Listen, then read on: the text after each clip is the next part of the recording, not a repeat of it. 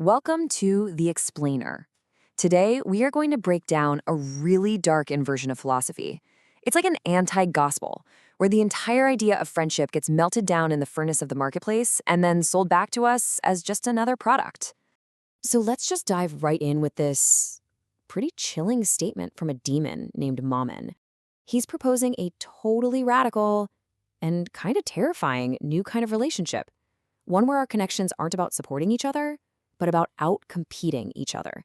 You see, Mammon's big idea, what he calls marketplace friendship, is really a twisted version of a concept from the philosopher Friedrich Nietzsche known as star friendship. For Nietzsche, real friends were like stars on their own unique paths, but they were still connected by this invisible, higher purpose. As we're about to see, Mammon's gospel of greed is actually built on a cosmic wager designed to corrupt that exact idea. Okay, so our story kicks off in Pandemonium, the capital of hell. You've got the big shots, Lucifer, Beelzebub, and Samyaza, and they're all just kind of mocking humanity, laughing at how predictably weak we are, always stuck in the same cycles of trying and failing. Now, most of the other demons, they rely on the classics, right? These heavy-handed sins to trap souls. But Mammon, who calls himself the spirit of more, he steps up with a strategy that's way more subtle. You might almost call it corporate. And his pitch is something else. He makes a wager that he can corrupt a good man, not by force, not by breaking his will, but by simply buying it, using what he calls the illusion of wealth. And believe it or not, the wager gets the green light from way up top, which sets the stage for this massive spiritual test. And Mammon, oh, he knows exactly who his target is going to be. He's found the perfect man who he thinks is ready for this specific brand of corruption. So the subject of this whole cosmic bet is a man named Vesperus, and Mammon gives him this cynical title, the inverted Nazarene.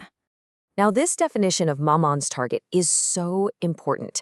See, he isn't looking for someone who's already weak or decadent. No, he's looking for someone who's striving, a person whose best qualities, their ambition, their virtues, can actually be twisted and used against them. And this table just lays out the whole inversion perfectly. Every single symbol of spiritual strength gets systematically flipped into a tool for material enslavement. The crown of thorns becomes a crown of gold. A vow of poverty becomes a quest for avarice. And a holy separation from the world becomes the cold isolation of wealth. So Mammon appears to Vesperus, but he doesn't show up as some monster breathing fire and brimstone. Instead, he's this terrifying vision of metallic perfection, with skin like a polished gold coin. And he makes Vesperus an offer. A pact. It grants him unbelievable, world-changing power for exactly 24 years. You see, the demon isn't just tempting him with money. He's tempting Vesperus's ambition, his ego. He promises him the power to reshape the entire world and become a real-life Ubermensch, a man who operates beyond good and evil. And Vesperus, just blinded by his own intellectual pride, he takes the deal. He actually believes he can outsmart the system, that he can use greed itself as a tool for some greater good. So the pact is signed, and it leaves this huge question hanging over the entire story. Can a person really use the tools of corruption without becoming corrupt themselves? Which brings us right back to Mammon's speech, where he spells out the new laws for Vesperus's world, what he calls the gospel of mutual exploitation.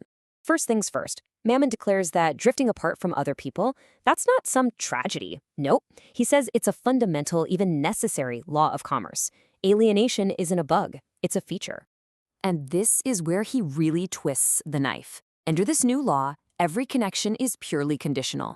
A relationship, a friendship, it only lasts as long as it's profitable for everybody involved. The second that balance sheet turns red, the friendship is over. Any real, genuine human connection is just brushed aside as an illusion, a sentimental weakness. The only thing that's real, the only higher necessity, is the cold, hard math of profit and loss, the equation. So in Mammon's gospel, love isn't replaced by hate.